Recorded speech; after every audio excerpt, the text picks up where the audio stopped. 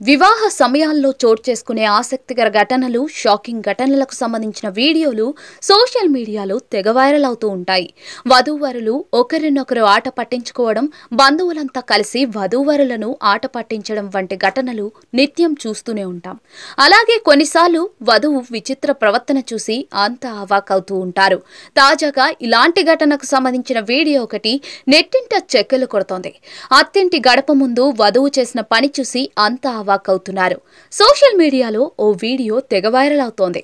వివాహానంతరం వరుడితో పాటు వధువు తన అత్తింటికి బయలుదేరింది. వరుడి కుటుంబ సభ్యులు వధువుకు ఘన స్వాగతం పలికారు.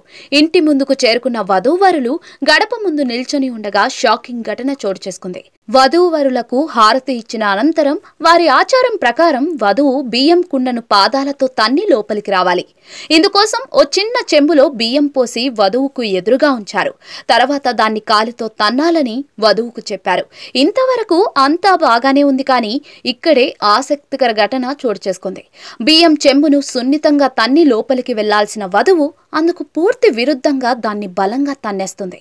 దెబ్బకు ఆ చెంబు ఎగిరి దూరంగా పడిపోతుంది. ఆమె ఆవేశం చూసి అక్కడున్న వారంతా ఒక్కసారిగా అవాక్కవుతారు.